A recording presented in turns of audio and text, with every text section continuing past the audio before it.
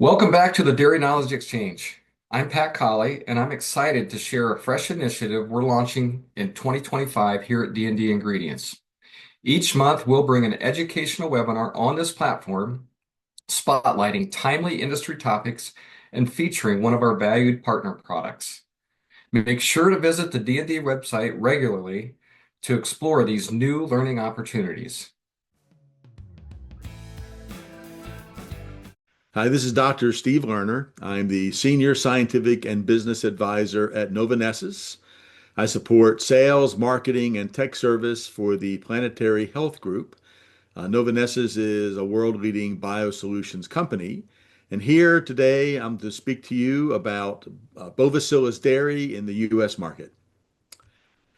Today, we'll talk about what Bovacillus Dairy is, provide you some details on that as a product, share with you some details on the application and stability of this product. And then, of course, most importantly, share with you data, including digestibility, both in vitro and in vivo, some data using this wonderful product on calves, and then, of course, how Bovacillus can be used in your dairy herds. Bovacillus comes as a bagged product. It is composed of two strains, and we at Novonesis love to say that it is strain that matters. The strain is an individual organism with its unique genetic gifts and its trillions upon trillions of nearly identical clonal copies. That's what a strain is. We have a unique strain of Bacillus licheniformis combined with a unique strain of Bacillus subtilis, and these organisms together form this wonderful product for calves and cows. I want to point out that neither of these organisms is GMO. This is a non-GMO product. Looking at the formulation, we provide it as a free-flowing powder. The concentration in the formulation from us is 2.2 billion colony-forming units per gram. This is designed to give you the capacity to vary the concentration of our organisms depending upon the age and the life cycle stage of the animal. For calves, we provide 2 gram, giving 4.4 billion CFU per head per day. Growing heifers will be a 3 gram dose, 6.6 billion CFU per day. And for cows, at any stage in the reproductive cycle, dry or lactating, we would provide 4 grams, 8.8 billion CFU of these two different bacilli in combination per head per day. It has a very good shelf life of 2 years, 24 months, as long as it's stored below about 98.6 degrees Fahrenheit, about 100 degrees. And of course, these are bacilli. We provide them in the formulation as spores. They are quite thermostable, and I'll give you some of those details in a moment. Looking at the stability and the application, one of the most advantageous things about providing Bovacillus Dairy is its capacity to be added to a huge variety of feedstuffs. Everything from pelleted feed, milk replacers, premixes, etc., including mineral supplements that you provide in blocks or cubes or tubes, etc. This is a highly versatile product that can be used in whatever medium you want to use to provide to your calves, heifers, or cows. We have tested the stability of the organisms in Bovacillus. They are stable up to 203 degrees. This was done in the 2022 study, held at that temperature for 30 seconds, and then we recovered those bacilli successfully from the feed. We have recovery data looking at putting this material into premixes and mash feed, pellets and cubes, etc., and then recover those bacilli to prove that in fact, when they're put into a proper environment, they will germinate or hatch out, become vegetative, start dividing, and confer their benefit to the host that has consumed them. One of the best things about Bovacillus, not only can it go into dry applications, but we have successfully put it in and recovered it from liquid applications, including milk replacers, in these low moisture protein tubs, and in liquid supplements. They have recovered product for up to 60 days when it was put into balancers with urea or dairy blends or self-fed pasture supplements, including urea. So a huge variety of materials that can contain Bovacillus and provide it to the animals in your care. Turning now to why we chose these strains. Well, one of the things that probiotics do is support digestion of nutrients out of feed. That would be through enzyme production. So we looked for the capacity of Bovacillus to produce enzymes and to prove those enzymes had action. When you look at these two organisms, the Bacillus subtilis and Bacillus licheniformis, we have a huge variety of enzymes that they can produce. So whether you have a substrate that is a starch or a fat or a protein or a fiber, these organisms, one of the best things about bacilli is they will alter the profile of enzymes that they produce to address the available food substances in their environment. So they can release amylolytic hormones or enzymes or lipolytic enzymes, proteolytic or cytolytic, depending upon what there is in that environment for them to digest. What that means for you as the producer is when you're providing materials, you get more nutrients out of that materials because of the enzymes produced by these probiotic organisms. If you look at starch degradability and dry matter percentage, whether it is a barley or a corn or a sorghum or a wheat, we saw a significant improvement in vitro on the digestibility of those materials. Significantly better digestion, including these organisms and the enzymes that they produce. Looking at another in vitro trial at starch digestibility, considering all samples. These were incubated in samples looking at starch digestibility over time. And again, in corn and barley and wheat and sorghum, we saw a highly significant increase in starch digestibility in the presence of these probiotic organisms. Again, one of the features is to release additional nutrients from feed. We believe the more nutrients released, the healthier the surface area for absorption, then animals will take these nutrients in, and based on the resource allocation model of life, they will apportion those nutrients to maintenance or to defense or the production of meat or milk, depending upon the animal. Another trial looking at in vitro, a whole variety of grasses and hays. This was done in Australia. We analyzed these samples 24 or 48 hours following inclusion of Bovacillus and saw significant improvement in the release of nutrients. So across almost all 8 of 10, looking at NDF digestibility, we saw statistically significant improvements in digestibility. Again, in the Queensland's bluegrass or in the Finder's grass, we saw no significant improvement, but directionally correct. And the other varieties tested, we saw highly significant improvements in digestibility for the NDF. So that is in vitro evidence that you have an improvement in enzyme production and digestibility of fibrous materials and starch. But what does that really mean? So when you're looking for the so what, of course, we want to rely on in vivo results. So the first I will share with you is some in vivo results in pre-weaned calves. These are summaries of 6 research trials and 2 field observation trials, all done by Novonesis or the predecessor Christian Hansen, where we looked at the ability of these probiotics to support gain and feed intake and overall health. This is just a summary of those trials.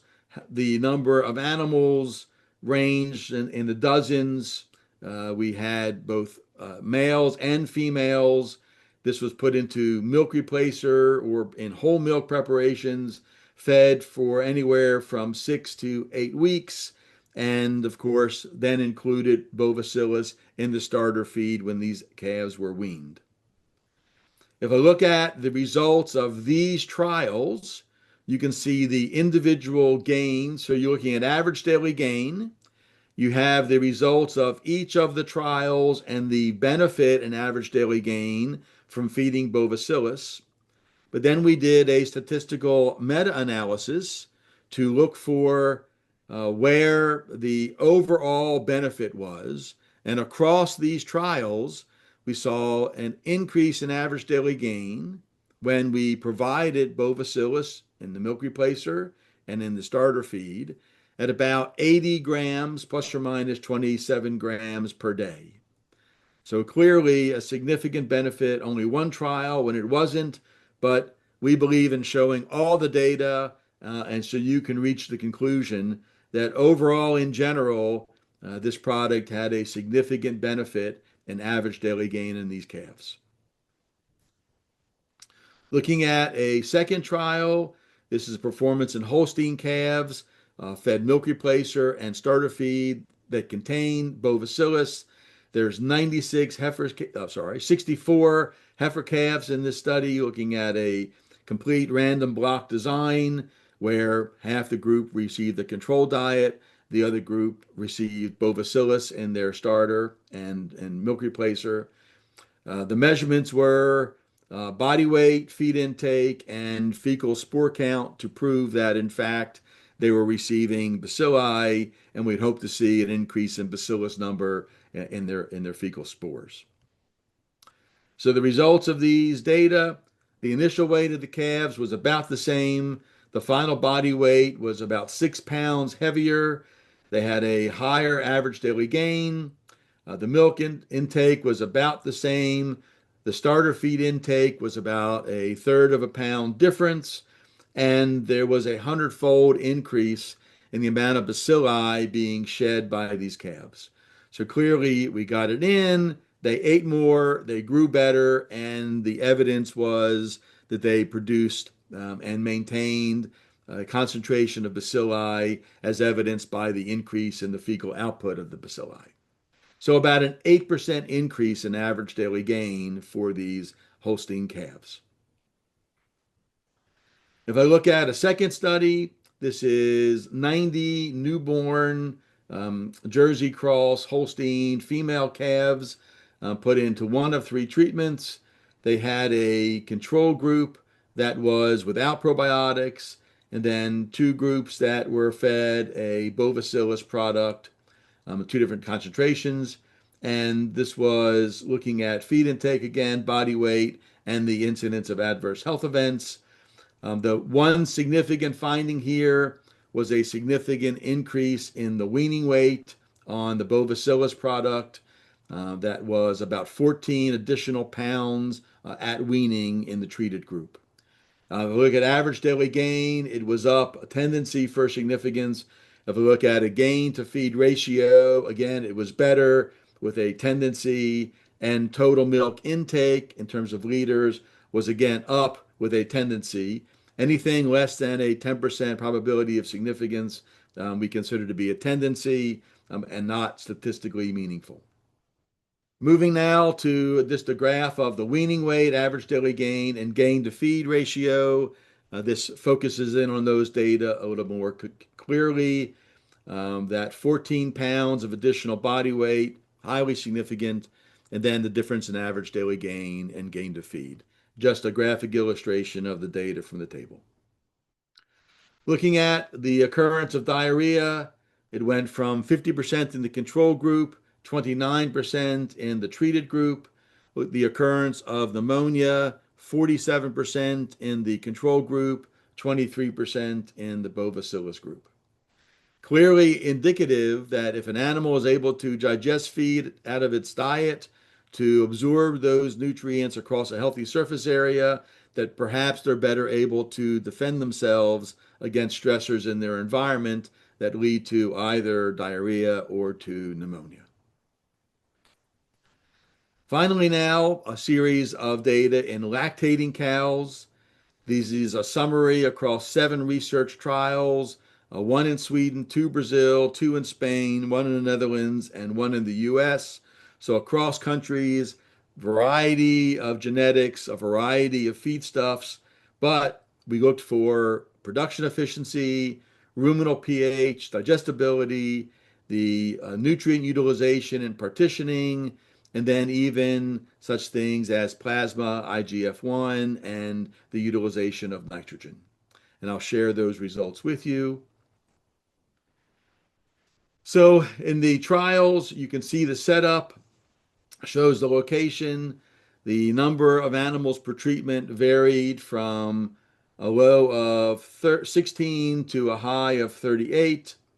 You can see the days in production, the days in milk varied. So a large variety of trials.